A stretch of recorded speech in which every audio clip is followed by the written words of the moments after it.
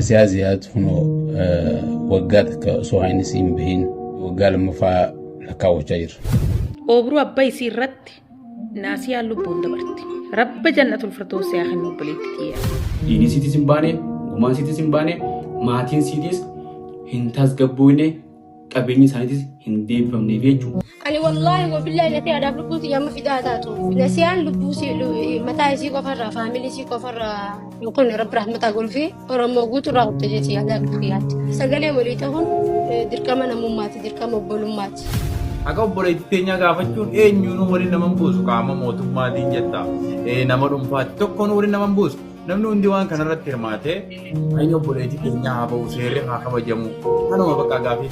Wareegamni nasihaadhaa lafatti hin hafne beekaa. This is Nasiha, but Somali Special Forces brutally killed her. Asiya Ziyaad osoo garaa qabduu gisi dhiiga saree ta'uudhaan. Ilmaan isii xixiqqaa barumsa didee halkanii guyyaa ummaa fi jaajee boo'u kanaa jecha rabbiin siin qabne sagalee nuutaa. Harka diinaatti duutee kan nuun jette nagaatti abdiidhaan nun sobinaa dibattanii afaan dammaa. Waan hundarraa kan nagu bugaru silaa dhimmi kun dhimma beeksisa wayii taate tiktookaroonni keenya hojjechuudhaaf irra wal gaggatan ture. ፍትህ ለነሲያ ፍትህ ለእህታችን ይዳረስ ሰማያዊ መልእክታችን ዝም አንልም መቼም أنيسي نسيا زياد رصاصا مبادئ سبحان لكل موجود من جلال كلام التاريخ. Justice for Nasiha. Elabe wawade obahina regane Biman korobis dangan sambe kamne Lafi amilade kalena kirkirte Lubbuun dhalattee du'a ooluu baattus garuu bakkaa fi akkatti du'antu wal dhabaa. Wal dhabuu qofaas osoo hin taane sadiifuu harka fadhiidootiin wareegamtee osoo sababallaa uummata hammana baay'atu qabdu lubbuun tee lubbuu lukkuu hanqachuu fi gumaan kee gumaa dhiiga sareellee gituu dhabuutu fafaam. Akkuma gaadhimma kana namni hundinuu quba qabdanii dhimma Nasiyaa Ziyaada dhigi obboleettii tiyyatan narra guddoo tan harka kiyyarra duute waa'ee isii ammallee abdii murannee nuti gaafii isii ammallee gaafachuu jirraa qaamni dhimmi kun ilaallatu hunda bira akka nuuf ga'uus yeroo hunda dagaagamaatis dubbachuu jirraa. Yoo arkan dhiisan haya bubbulti dubbiin isiin eegi lubbuun addunyaa tanarraa dabarte yoo ati akkana akka dhiisti taate borillee kadhibe akkan wujjeessan. Abboo obro abba isii lafa kaakufa baaboo fa butturoo isii lafti sun ka dhufan irratti jeesan arras boris wal qabadhaa dubbadhaaf dhiigisii haqisii rabbaa baasu namni sun qabamee seera faanuu dhiyaatu. Duba lubbuu tanaatiitu gartee lubbuu dubartii ulfaati lubbuu tanaatiitu gartee lubbuu wareegamteef malee silaa deebisaa walii kannullee nama hin dhibdu ammoo xiyyeeffannaa teenya guddaan mootummaadhaas ta'ee namoota mootummaa deeggaruu waan deeggaran of fakkeessanii gartee dubbii karaa biraatti oofaniifis waan akka deebisaa kannoo osoo hin ta'in hayni Nasiyaatii fi maatiin sababa gartee guyyaa san achirratti lollisan banameef qe'ee isaanii irraa buqqaanii gartee ammallee ilmaan barnoota dhabanii barandaa yaala garaa jiran akka qe'ee isaanii deebi'anii hayni jara kana akka deebuu qofa jechuudha. Gaafa Nasiyaa obboleettii teenya liyyuu haayiliin Somaalee seentee ajjeeftu Oromoon namaan qamuraasa dubbatu ture yoo dhugaa dubbadhee jechuudha. Namaan qamuraasa osoo hundi keenya bikka takkatti sagalee dhageessisne obboleettii teenya ajjecha obboleettii teenya irraa kanarras deebi'anii dubbatan jechuudha. Sanitti uumaan finnee jechuudha. Yoo har'allee dirreedhaa keessatti lola bannee uummata dirreedhaa keessa jiru fixuu hin dandeenyaadha. Uumaan fidanii osoo jennu obboleettii teenya ilmoo lakkuu wajjin qalan jechuudha. Fakkeenyaaf magaalaa dirreedhaa gaafa micoon takka micoon finfinneerraa dhuftee shiita arrabsitee dhala arrabsitee shiita arrabsitee jedhanii magaalaa guutuun gurgurooyitee waajjirri dubartootaatii fi waajjirri adda addaa hundi walitti qabamee maallaqa guddaa baasanii sagantaa ajaa'ibaa godhan micoosa jedhanii hidhaa isii baasanii gaggeessuudhaaf jecha. Namoota beekamoo meeqa finfinneerraa fidanii qixxaa affeeranii affeera laaqanaa godhanii fi namoonni akka nyaataa dhugaatii nyaachuu irra dabalanii fudhatanii kagalanii hedduudha jechuudha. Kana waan sooshaal miidiyaa irratti isaan sun haasawwan garuu haqa isiidhaa takka dubbachuu dadhaban. dubartiin shiita aadaa teenya shiinni kun aadaa teenya jedhanii lolaniin sun tamii lubbuun asii aziyaatame. Baleetii teenya asii aziyaati. Osoo garaa qabdu qawween dha'uun ajjeesanii dhiigisii dhiiga saree ta'uudhaan magaalaa gartee sabaa sablammii adda addaa keessa jiraatuun magaalaa gartee bayyanachuu taate magaalaa guddatte keessatti yeroo namni gartee biyya tanaa amma Oromoo harkaa qaban yeroo ja'anitti gartee nama Oromoo takka qawween dha'uunii dhiiga isaa facaasuun hedduu baay'ee nama gaddisiisa. Ragaa akkasumatti lubbuun obboleettii xiyyaatileen achirra baate dhimmi kun dhimma dhuunfaatii isii miti dhimma hawaasa bal'aati beeki maatiin 17 kan ja'amu jiru nama takka takka kan keessaa qabame malee fakkeenyaaf nuti maatiin Ziyaad Aliyyutu nuti nama 15 akka maatii takkatti yoo kun namni jilli kun hundi kan hisaabamte hisaabni ol kutaa jechuudha maatiin 17 kun nama miidhaan irra ga'eedha. Guddicha Afrikaa kan ta'e Oromoon lubbuu qaalii ilmaansaa meeqa roorroo rasaasa sirnaatiin dhabeem gumaasaa baafachuun haafuuti iyyuus iyyisaa dirmachuu dhabeem itillee taa'ee boo'urraan kan hafee garaasaa hidhatee sabruu fi sabbata dhabeem daa'imman meeqaatu hiyyoome ijji haadha hiyyeessaatiis imimmaan qorsitee danuutu moggatti hafee garatti booyaa jira. Egaa nutis kanumarraa ka'uun dokumantarii dhugaa fi dhiiga dubartii Oromoo aadde Nasihaa Ziyaad Alii irratti xiyyeeffatu mata dureensaa dhiiga dhimame ju'uun karaa chaanaalii Baarkoo Miidiyaatiin qabxiilee ijoota hammiirree cunfinee adda baafnee xinxaluun waan taatee san dura raawwatame akkasumas yeroo taateen raawwatamuu fi taateen booda jechuunis gulaalaa dokumantarii kanaa Aadam Dhalate waliin boqonnaa 3tti qoonnee isiniif dhiyeessinaa. Amma goola baatti nu faana bu'aa kan isiniin ju'uus an Jamaal Abdulleetiim.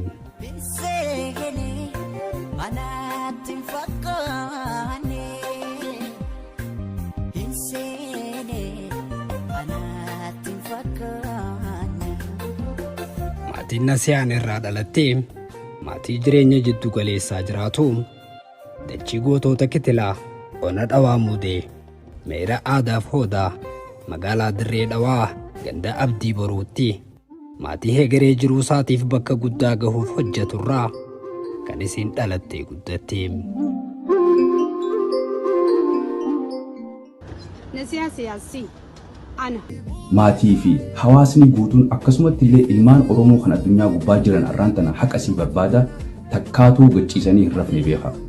Ani waa'ee olaantummaa seeraa irratti abbaa feetee hojii taa'ee abadannumaan hin tadaraaddareera. Mormii qabaatus dirqama. Alhamdulillahi rabbil alamin assalatu wassalamu ala rasulillahi sallallahu alaihi wasallam. Assalamu alaikum wa rahmatullahi wa barakatuh. Obboleeyyan kiyya ilmaan kiyya ani maqaan kee Ziyaad Aliyyiti abbaa Nasihaa Ziyaadii arraan tana dhiiga ilmootii nyaaddu dhiigni michoo akka bikkarkatu warri heera balleessee heera cabse aduu guyyaatu namni nama ajjeesisan akka nu harkamee seeraan nu dhiyaatu. Maatiin tun harka kan nu didde haga isii kadhokatu hayyamuu didde gumaa isii osoo hin isiin bahin akka maletti maallaqa 100 gumaa isii dhoosuu didde maatiin tun maallaqa isaan dhiyeessanii deebisaniif 100 intala dubartii tan lakkuu lama garaa qabdu haadha ilmaan lama rasaasan ajjeesanii namni isii ajjeese sun bulchaan ganda shiniilee san hanga ammaatti hidhamne nama tokko to'atame namni sanuu seeraan dhiyaatee hidhaa jiraachuu malee gallakkifamuusaa hidhaa jiraachuusaa namni bu'aa bulchu murtiin takka itti kan namni jirtu galmee waa'ee biraa waan xiqqoo hunda komishinii poolisii Dirree Dhawaa yeroo yerootti gabaasa galmee isin hanga ammaatti wanni takka gabaasa jirtu. Maal harkadhee du'eetiin jira lama sadi ammaasis maallaqa kana fudhadhee bika Abiraam jirutti bika kabajamoon keenya Hajiir Jawaar jirutti walaasoyne abdiin Huseenee isin maallaqa dingata dhuftanii fuudhaa maallaqa baqa sanis dhawaata itti deemnaa maallaqa kana fuudhaa yoo maallaqa kana fuudhuu baattan gaa nuti tana baqa manguddoon nuti ammaa booda gaa nuti hin beeynu aboo duraanii duune jira laman duun yoo dandeessan egaa akka nan dirqisiisinaadha. Maaliif faamilii biyyan taane olaantummaa seeraa kabachiisuudhaaf eega seenee yakkamaa ta'uu baatu to'annaa seeraa jara oolee booda teenyee hojii haasofna malee achi taa'ee akka duritti manguddummaan fixnaa namni waa balleessee manguddummaan fixnaa numan taane biyyaa si harka badaa. Kun olaantummaan seeraa taatee dura dubbatu sun jiraachuu dhabuudha mul'ifti. Dhiini Nasihaa Ziyaad waggaa tokkoo fi ji'a tokko dabree jira hanga ammaatti hin baane. Maatiin Nasihaa Ziyaad haala amma jiruun guututti koronaa geessee gaafanneen hanga ammaa waadaan kantiibaa magaalaa Diree Dhawaa Hadiir Jawaar guyyaa isiin awwaalamte san manguddoo irratti maatii isii irratti uummata gandaa abdii boruu irratti waadaa inni galee sagalee isaatiin ifii dubbatee nama isii yakka kanarratti raawwate seera dhiyeessine jee galman geenye. Mee waan isii kanirraa ammallee maal jettan kabajamoo kantiibaa Abba Kadir Jawaar ilmaan Oromoo kaacha jirtan mirgi dubartootaa maaf ni eegama dhimmi dubartii ta'achii waa'ee naasii irraa maal jettan dhimmi ammoo namni Oromoo na laallatee intala Oromoo televizii irra lafa obruu abba isii irra galaafatan abbo lubbuun dabarti namu waa hagaraa qabu akkanatti addunyaa tan irraa dabartee maal jettan sagalee haa taanuu fi naasiyaa haa dubbannu haq naasiyaa rabbaa baasu haq naasiyaa rabbaa baasu arrallee borillee haa falminuu fi haa dubbannuu fi. Lafti irratti uummanni san isiin ajjeefamtee namni afur madaa'ee maatiin buqqaatee ganda biraatti galte sun hanga ammaatti jara saniin to'atamee jira maatii kanaaf hin deebifamne. Waadaan sobaa kan isaan galan keessaa lafa biraa isinii kanninaa lafa san makalaakiyaaf kanninaa jedhanii haasawaa turan hanga ammaatti hin kannineef. Maatiin Nasihaa Ziyaadiinis lafa seesan san jijjiirraa tabiraa mootummaan takaartaa qabdu isinii kannaa nu oobsaa ji'a tokko nu kannaa jedheen garuu waggaa tokkoo fi ji'a takka hanga ammaatti uummata kan arganne.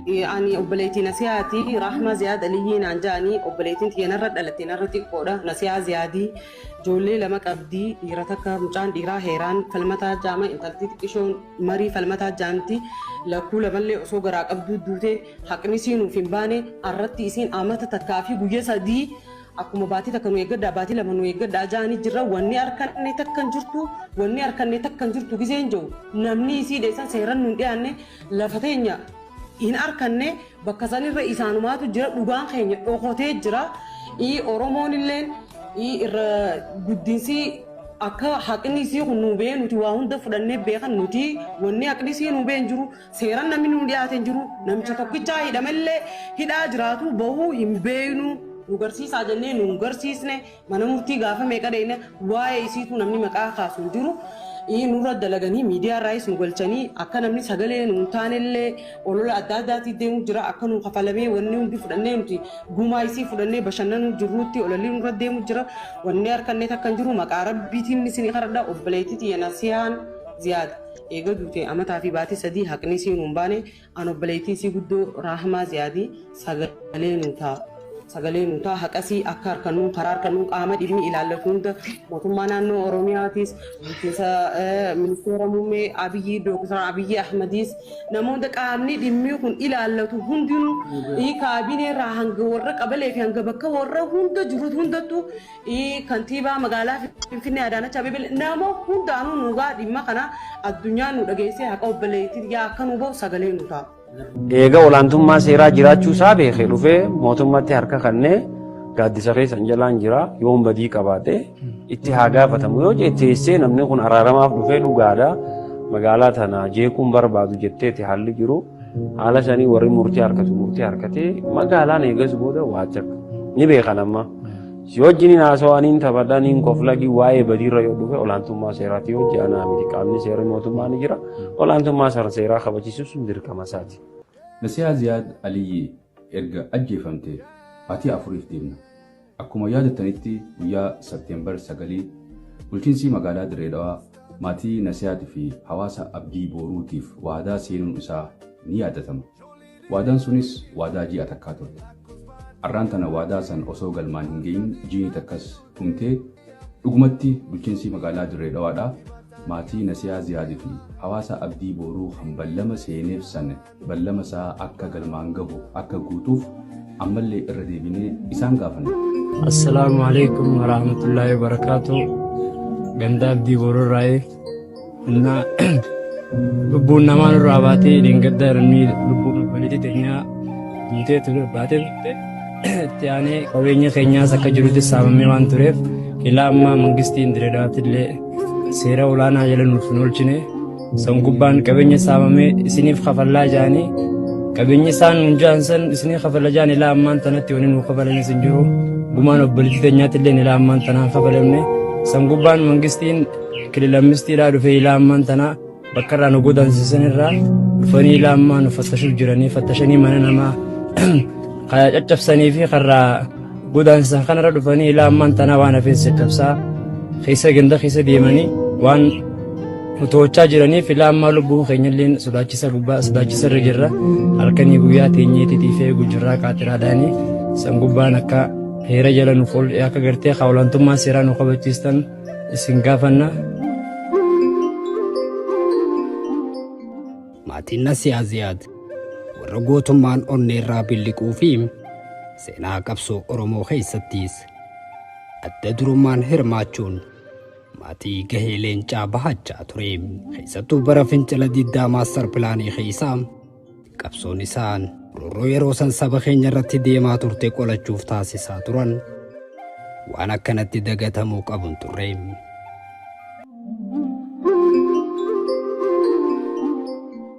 Yaadadhaa Nasiyaa jechuun nama jijjiirama ammaan tana dhufe kanaaf qooda guddaa qabu beekaa.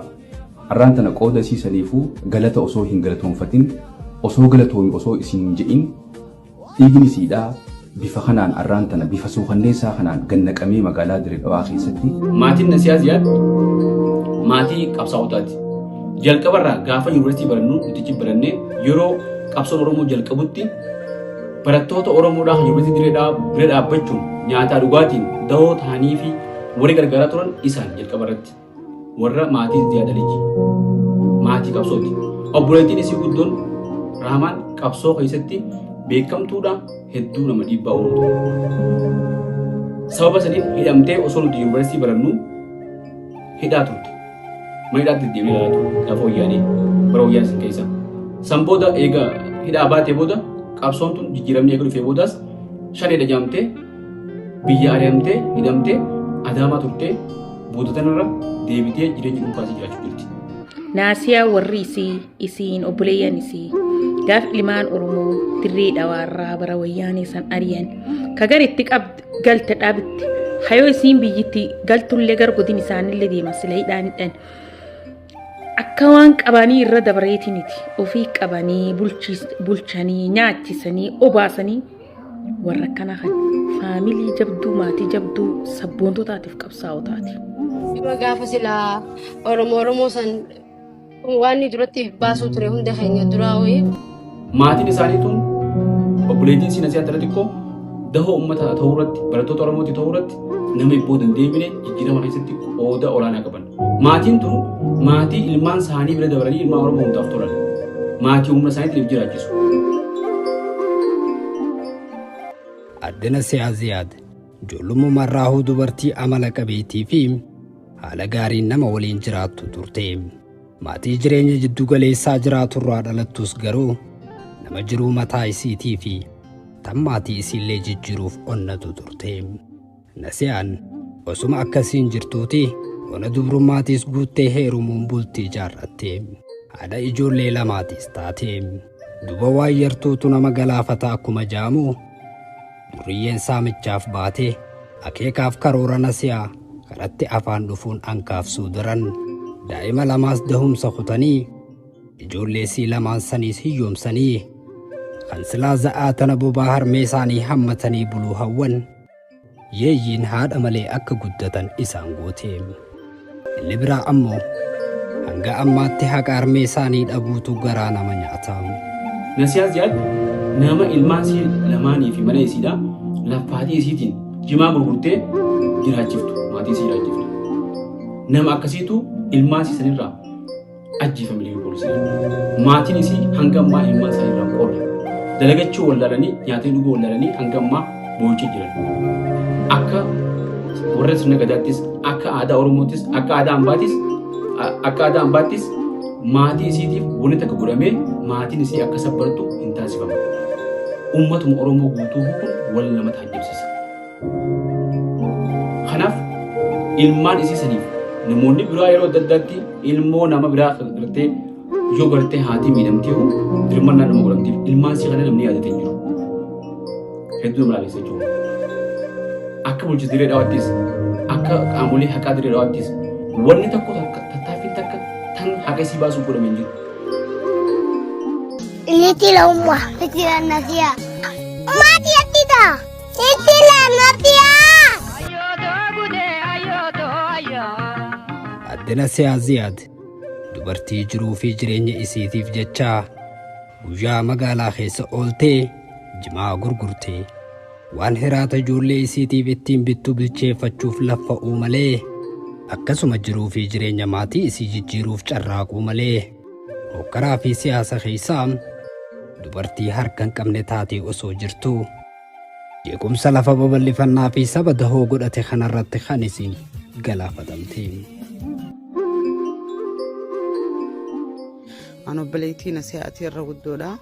Nasiyaan akkaataan isiin itti duute waan takka malee badii takka malee Dirree Dawaa keessatti gantaabdii boruu yuunivarsiitii jala yuunivarsiitii Gidaaruma yuunivarsiitii bakka aanoo jechuun ispaaltii macarrashaarra bakka sanitti mootummaan naannoo shanii Somaalee liyyuu haayiliin dhuftee seenuun daangaa keenya laftituun lafa teenya Oromoon asii waan takka hin qabdu gaara gurraacha qabdii biikkituun Dirree Dawaa miti killilammistiidha daangaa keenya jechuun dhufanii lola bananii lola sanirratti qe'ee teenya keessa lafa teenya irratti rasaasaan mataa isii facaasanii lubbuun isii dabartee lafti maas ooruu nuti achii qabna malee teenya qofaa miti hawaasa bal'aati ni beekamaa gandi hundur qotee bulaadha gabaree mahabarii ooruu guddoo jira teenya qofa osoo hin ta'in ta ganda guutuuti nama hundaatu achii qaba lola isaan dhufanii achirra bananiin lubbuun isii dabartee isiin ammoo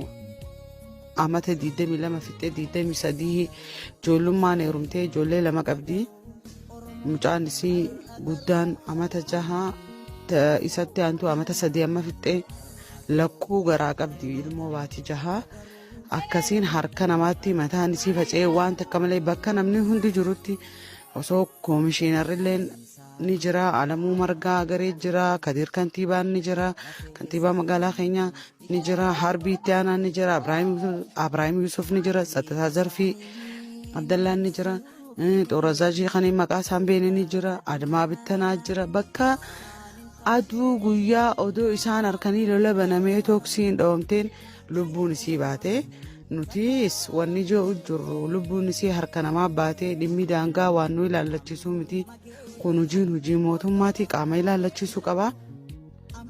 Sanii fi qaamni waan kana ilaallatu gabbu'ee laalee waan yeroo sanitti ta'u hunda waan harkaniif obboleettiin xiyya gizee duutus ijoolleen gizee dhahamtus namni birallee kadhaamee ni jira kafalaxamee ni jira qabeenyi isaa barbadaa'ee ooyiruun gubattee mana namaa diiganii waan hundaa jira beekte kana amma nuti ulee isaaniitiin tumamu jira waan ta'eef isaanii harku jira qaamni dhimmi kun ilaallatu hundi gabbu'ee waan kana murteessee obboleettiin xiyya lubbuu takkaan dabarree lakkuu garaa qabdi lubbuu 3 baatee deebisaa kana akka nuu deebisaniif gaafii gaafachuu jirra jechuudha. Sagalee sunuutaa jennee wanni halkanii guyyaa miidiyaa irraa lallabnuuf deebiin tun nuuf haa deebitu dhiinni obboleettii xiyyaa ganna qabee kun haa nuu deebi'u harka namaa waan baateef nama isii kana akkana godhe san seeraan nuu dhiyeessaa olaantummaan seeraa haa nuuf kabajamu.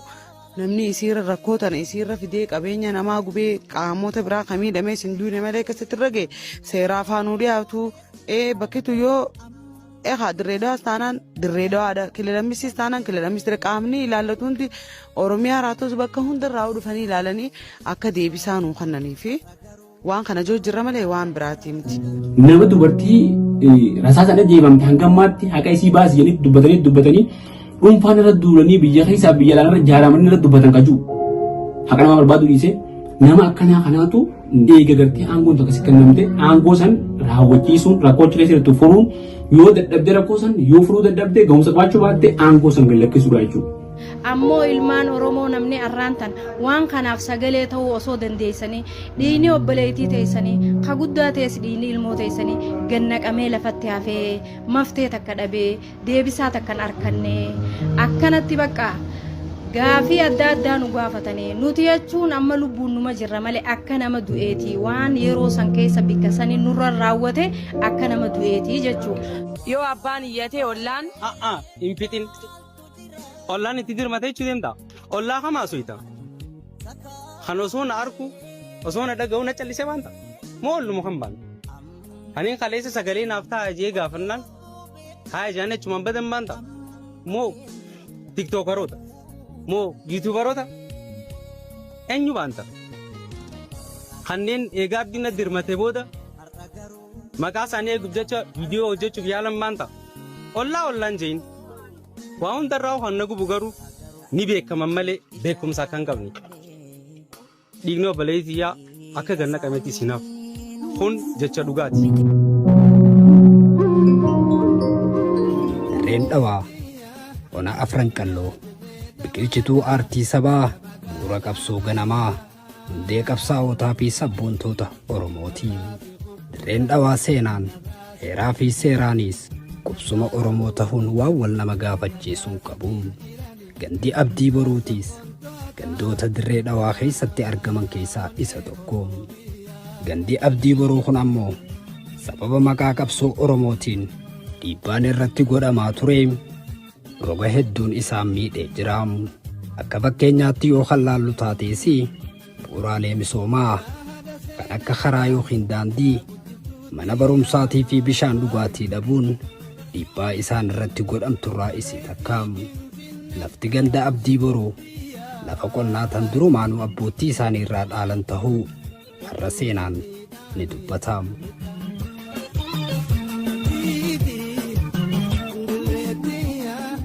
Qabeenyi kun lafti teenya lafa ganda abdii boruu namayyuu beeka. Lafa abbootii irraa dhaalmayaati. Gandi keenya gabaree maabari qotatee bulu namuu ni beeka. Waan irra haaree takkaa mootummaan kan itee fi takkaa maal jeemiti. Tanarratti akkana roorrifamnee akkana lubbuun teenya ta dabarte sanillee dhiigni keenya bikka dhabee akkana kun ilaa hanga ammaa deebisii takka maftee takkan arkanne namoonni bikka sanirra jiru buqqa'anii meeshaa dhabanii mana bikka ol seenan dhabanii nama gidaara jala galuu jiru jira. Namachirra halkanii guyyaa ilmaan bikkatti dhiifatu dhabee akkanatti ilmaan wali guurrate ilmaan gubbaa taa'u jira. Akkana waan afaanii kutatu hin qabne. Laalaan obboleeyyan keessanii isinitti haa dhaggeeffamtu namni Oromoo ta'e ha dandeettii qabdanii rakkina akkanaa kanarra jirraa. Qabeenya kuduraa muduraa waan adda addaa ooyiruu amata meeqa mucaan irra laffa'ee kuduraa san irraa oomishatu ciranii fixanii daaraa godhanii mana duraa jiisanii kuduraa adda addaa ooyiruu isaa guututti mucaan ajibee ja'amu duraa ciranii fixanii qullaa hafee re'ee namaa yaafatanii ooyiruu ciranii fixanii qullaa hambisan waan qabeenya meeqarra baasee taa'ee sanirraa oomishachuu jiru sanirraa taa'ee ilmaan guddifachuu jira dalagaa biroon qabu akkana qullaa hambisan maftee takka waan arkanne hin qabnu kunoo kanuma teenyee eeggachuu jirra. Qabiyyeen teenya tabikkitti irratti teenya bikki irraa godaanne ana qofa osoo hin ta'in fakkaatonni ollaan keenya guutuun naannoo sanii bikka irraa godaanne san bikkallee ammallee kunoo yoo feetan liyyuu haayiliin kililaamistidha ammallee irra jirtu. Laf goototaa fi hayyoota lafeen isii ijaaramte dirree dhawaan irra akka dhabde babbadda'uufti. Turii lafa dhawaa dirree dhawaa lafa Oromooti. Ammallee akkasuma eenyullee falmuullee hin danda'u. Achirratti lammiin kamiyyuu jiraachuu hin danda'a. Lammii biitanaatii miti sabaaf sablammiillee namu jiraachuu hin danda'a. Garuu yoo namni qawwee qabu milishaan Soomalii dhuftee lafa obruu abbaa isii irratti garuu lafa isii irratti nam sadii ijjeessacha warri sun garaatti ilmaan lamoole akkasitti addunyaa tanirraa fagaata. Dhiigii isii kunoo bilaash ta'ee hafee jira. Lafti salphumaas ooyiruu nuti achii qabna malee teenya qofaa miti hawaasa bal'aati ni beekamaa gandi kun dur qotee bulaadha gabaree mahabarii ooyiruu guddoo jira teenya qofa osoo hin ta'in ta ganda guutuuti nama hundaatu achii qaba lola isaan dhufanii achirra bananiin lubbuun isii dabartee isiin ammoo amata 22 fixee 23 Sambira kutanii qoosaa waan jechaa jiran akka waan gumaa fudhatanii maallaqa fudhatanii dachii fudhataniitti olola rabbansee gama miidiyaatiin jetteedhaan duula irratti oofsuuf jira maatiin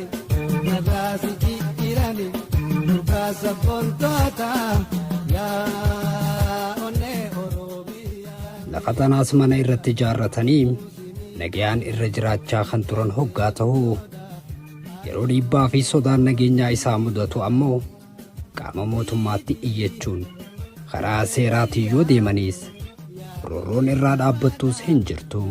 Yeroo garaa garaatti hidhattoonni naannoo Somaalee daangaa cahuun haleellaa uummata nagayaa irratti kan raawwatan yoo ta'u mootummaan qaamota ajjeechaa namoota nagayaa irratti raawwatan kanaas tarkaanfiin inni irratti fudhatee takkaa mul'ateen beeku. Hidhattoonni naannoo Somaalee yeroo garaa garaatti sarbama daangaa Oromiyaa irratti raawwachuun waan haaraa miti. Lafa hedduu dhuunfatanii jiraachuus ragaalee hedduutu mul'isa. Jireenyi walamni mirga uumamnee fi sarbamnee jireenyu.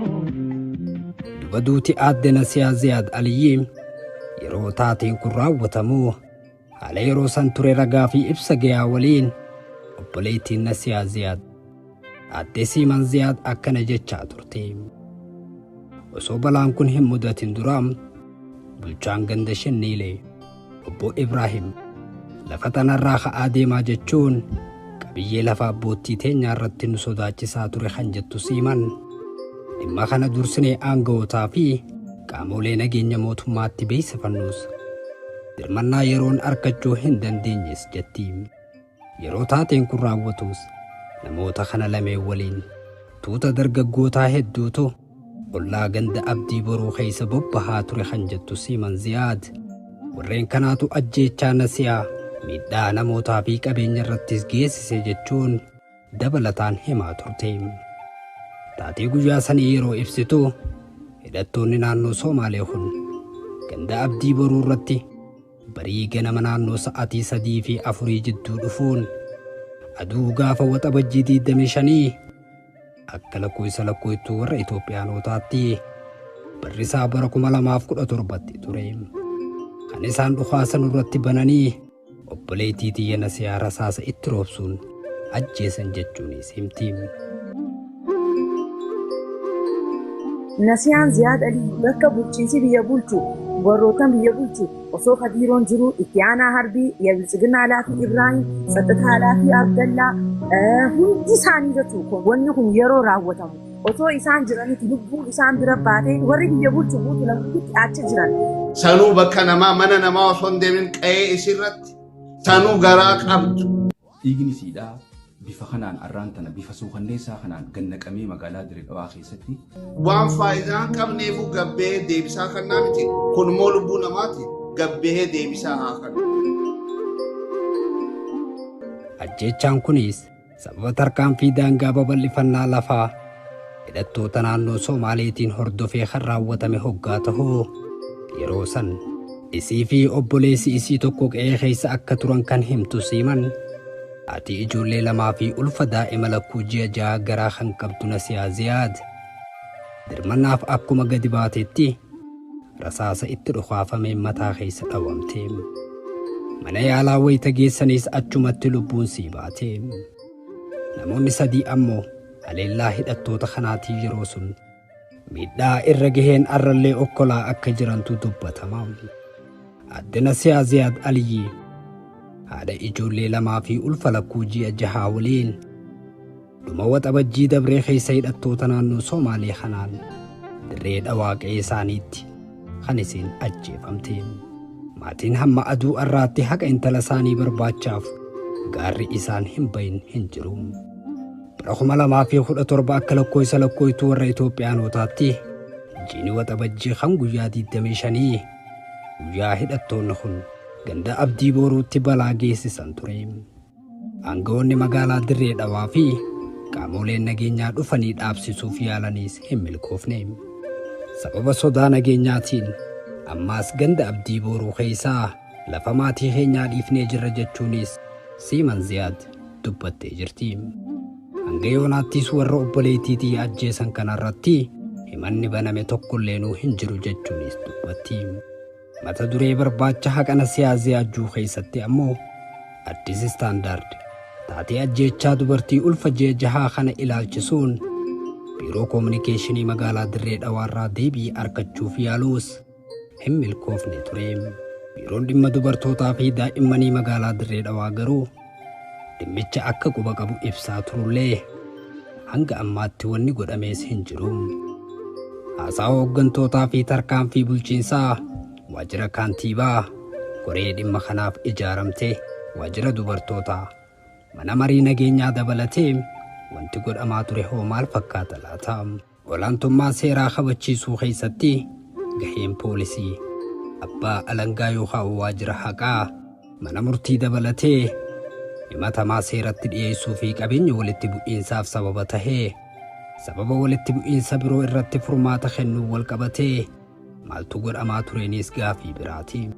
Namoota hookkara guyyaa sanii keessaa harka qabanis yeroo himtu Siiman obbo Ibraahim nama ja'amu bulchaa ganda Shinniilee ganda ollaa naannoo Somaalee obbo Mahammad ammoo ajajaa hidhattootaa kan ganda Shinniilee warra lola san qindeessanii jechuun saaxiltee jirti. Adde Hukmiyaa Mahammad hooggantuu biiroo dhimma dubartootaa fi daa'immanii bulchiinsa Dirree Dhawaa taatee waa'ee gaafa sanirraa yeroo dubbattu taatee ganda abdii boruutti mudateen haati ijoollee lamaa fi ulfa lakkuu ji'a jahaa du'uu mirkaneessan. Dhimma kana humnoonni nageenyaa hordofanii ammaan tana namoonni 3 ajjeechaa kanaan duuba jiru jedhamuun shakkaman to'annaa seeraa jala jiru jechuu yeroo san dubbachaa turte. Hanga ammaatti maaliif dhugaan kun awwaalameenis gaafii namoota hedduuti. Takkaffaa irratti gocha suukanneessaa kana warri obboleettii xiyyeerra raawwate obboleettii xiyya bira dabaree hawaasa bal'aarra raawwate seeraaf nu haa dhiyaatanii. Garuu haqa micoosanii dhabuudhaatiitu keessa keenya nu dhukkubsaa jira jechuudha. Dubartiin haadha keenya, dubartiin obboleettii keenya, dubartiin haadha manaa keenya. Dubartiin ishiinuma simmanaa qabdan sana jechuudha. Haadha manaa keessaniitu lakkuu lama wajjin ajjeefamte utuu jedhamee teessanii hin bultanu, raftanii hin bultanu. Hayni isii kun ajjechaan isii ajjechaa siyaasaati. Kan ittiin jedhan akka ilaalcha yaaddu. Kanas wanis jechisiisu. Sila ajjechaa siyaasaa ta'uu baate hayni isii dhohotee nafu. Yaa warra dhimmi kun isin laallatu kantiibaa magaalaa Dirree Dhawaa eenyutti manna? Hayni nasiyaatii fi maatiin sababa gartee guyyaa san achirratti lollisan banameef qe'ee isaanii irraa buqqaanii gartee ammallee ilmaan barnoota dhabanii barandaa nagaraa jiran akka qe'ee isaanii deebi'anii hayni jara kana akka deebuu qofa jechuudha. Kun akka karaa biraa hin deemne lukkuu miti lubbuu namaatu ba'ee nuti obsa fixachuu jirra nis fixannee jirra nu keessa deemanii bobba'anii nu keessa galuuf jiranii osoo nuti illee gumaa baafannee karaa biraa keessa hin seenne obboleettiin tiyya eega duute. Utuu haadha manaa bulchitoota naannoo Dirree Dhawaa taate silaa qaata girriin kaate lolli labsame jechuudha Oromoo Somaalee giddu. Nasihaan nurkaa kuttee deeffachuu hin dandeenye. Haqa sii gaafachuun immoo dubartoota naannoo Dirree Dhawaa bor akka barbaadan galanii akka ajjeefneef malee nu lubbuu isiitti nu deebisaa nu fidaa nu dhiyeessaa jennee falaan isin qabaan jiru. Wabii maalii qabna nasihaan duutee du'a lama duute du'a 3 duute lubbuu lamaa waliin jechuudha. Lakkuu lamaa waliin ummanni seenee lafaaf lafee abbaasii irratti lafa lafeen abbaasiitti cabe irratti ajjeefamtee.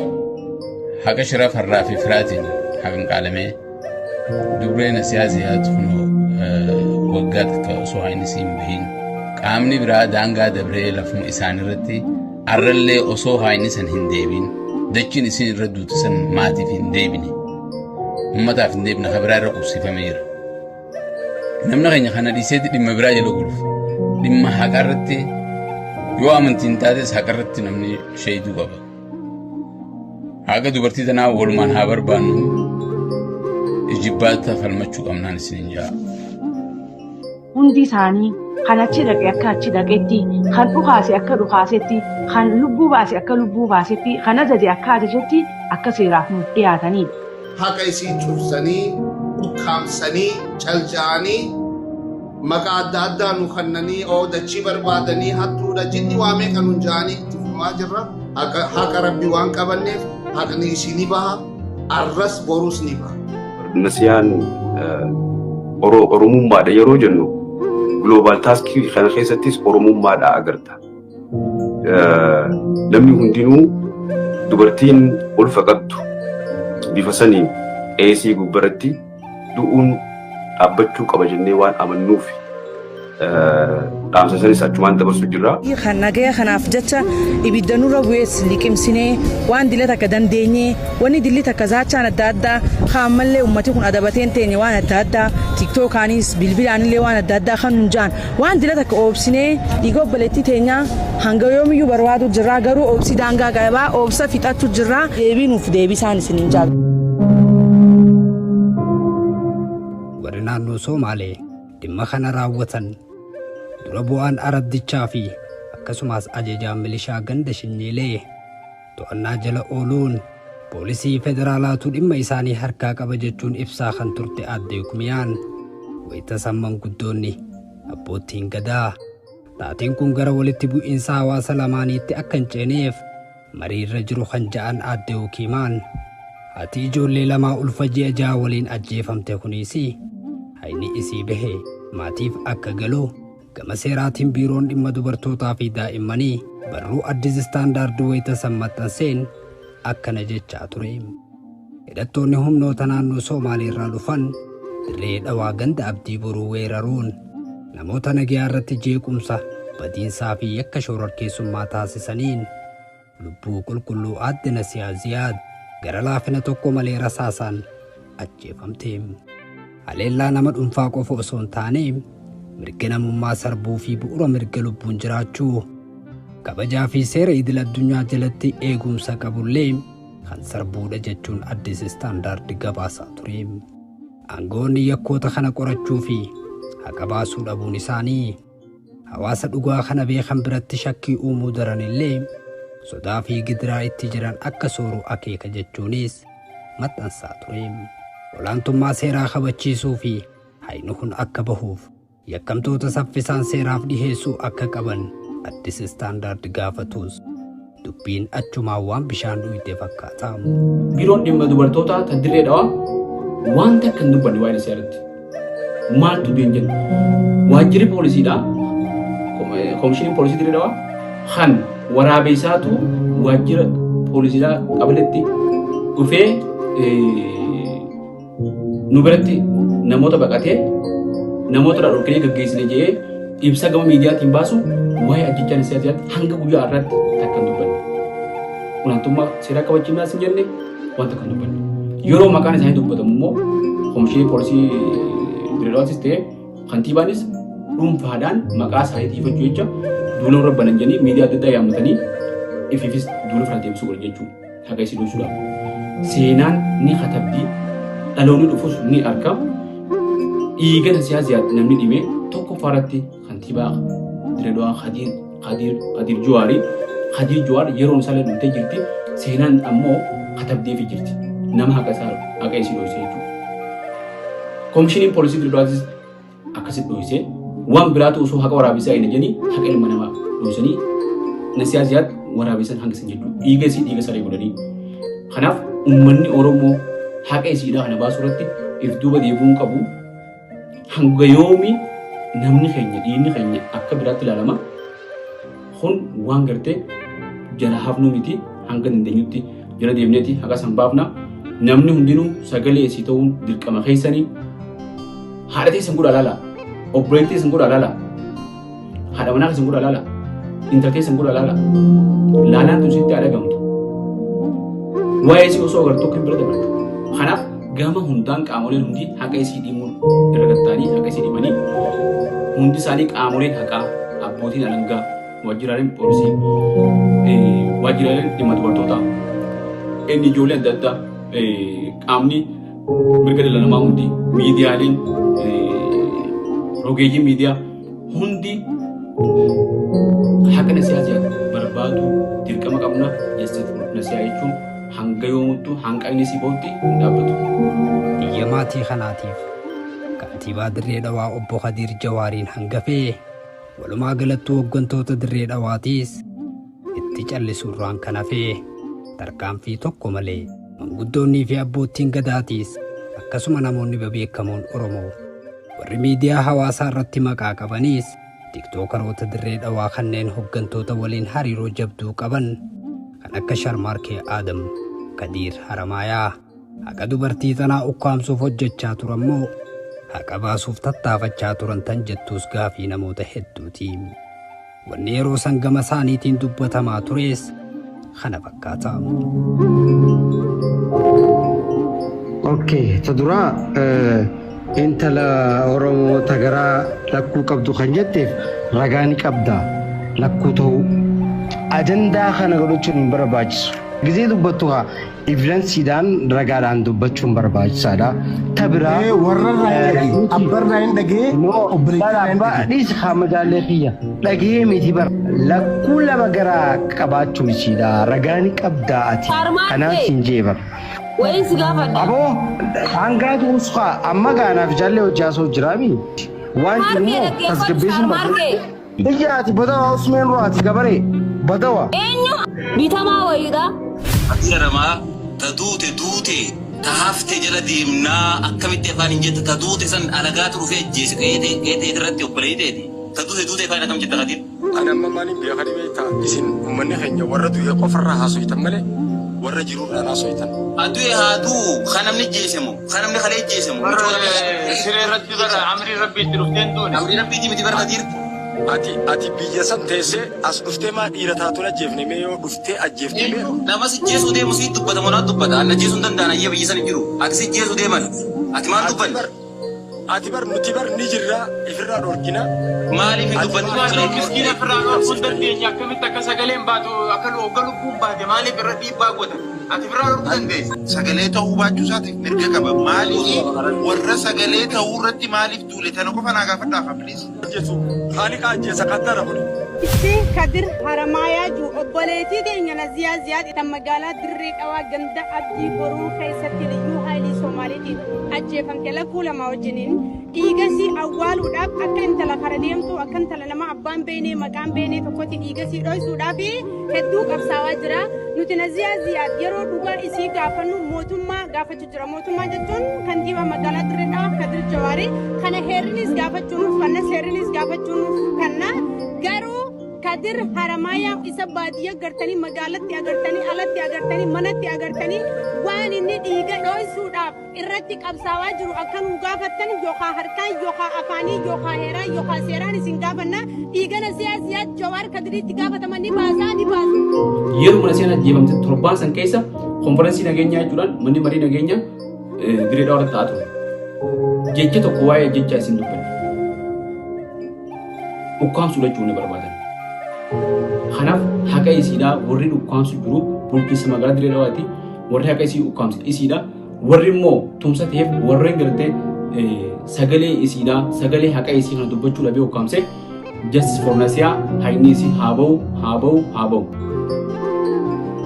Gama hirmaattoota tumsa haqaatiin ammoo maatiin Nasiyaa Ziyaad dhugaan ilmoo isaanii hunshiiraan sakaalamullee ammaas haqa kana baafachuuf takkaa rafaniin bullee. Ajjecha adde Nasiyaa Ziyaad Aliyyiitii fi gochi hammeenyaa kan yeroo san bulchiinsa Dirree Dhawaatti hidhattoota naannoo Soomaaliitiin raawwatame ilaalchisee Koomishiniin Mirga Namummaa Itoophiyaa qorannoo walabaa fi iftoomina qabu hatattamaan eegaluu akka qaban jeequmsi yookaan doorsisni dabalataa akka hin uumamneef tarkaanfiiwwan eegumsaa hatattamaan miidhamtootaa fi raga baatotaaf fudhachuu akka qaban gaafachuun akkasuma hayni yookaan dhugaan lubbuu Nasiyaa Ziyaad akka bahuuf gama miidiyaatiinis yeroo san uwwisa kennuudhaan miidiyaalee Oromoo keessaa kan akka OMN yookaan Oromiyaa Miidiyaa Neetwork barkoo miidiyaa fi Oromiyaa Viijin dabalatee isaan kun lubbuu Nasiyaa Ziyaadiif sagalee ta'uudhaan iyyaa fi turan. Akkaatuma kanaan dargaggoota Oromoo kanneen fuula miidiyaa hawaasaa garaa irratti dhageettii qabaniin hamma dandeettii isaaniitti lubbuu qaaliin nasiyaa diinni qulqulluun dhangala'ee hollafatti hafuun qabu jechuun kallattii garaa garaatiin haqa isii baasuuf maatii isii waliin dhaabbachaa turan keessaa danuutu lallabaa fi ture. Ta'us shirri xaxame laayyuun ture.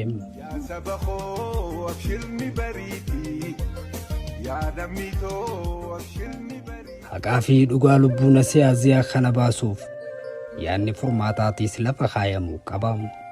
Gama waajjiraalee mootummaatii fi qaamolee haqaatiin olaantummaa seeraa kabachiisuun yakkamtoota ajjeechaa, miidhaa qaamaa, qabeenya balleessuu fi gocha sabaa fi sablammoota walitti buusuu keessatti hirmaatan seeratti dhiheessuu, qabeenya barbadaawee fi uummanni irraa buqqaafame uummataaf bakka buusuu, akkasuma nageenya jiraattootaa mirkaneessuu, manguddoonnii fi abboottiin gadaatiis akka aadaa Oromootti awwaalchaa fi gumaan akka kafalamu taasisuun dhiiga isii baasanii uummata lameen walitti araarsuun gama miidiyaalee fi rogeeyyii miidiyaatiin ammoo haqa Nasiyaa Ziyaad dubartii ulfaata rasaasaan ajjeefamte baasuuf kallattii danda'an hundaan dhiibbaa taasisuu fi gama maatii isiitiin ammoo akkuma ammaan duraatti ganamaa galgala sagalee isaanii dhageessisuun qaamolee dhimmi ilaallatu waliin tattaaffii fi qindoomina barbaachisu hunda taasisuun dhugaan dhiiga dhimamee kan obboleettii teenyaa kun akka bahuuf amma dandeenyutti waan dandeenyu haa goonuun dhaamsa qophii Barkoo Miidiyaatiin. Justice for Nasiha. Justice for Nasiha. Justice for Nasiha. Justice for Nasiha. We need justice for Nasiha. Justice for Nasiha. Jessica Fannan, Malibna Chalivita, Malibna Chalivita, Adabia.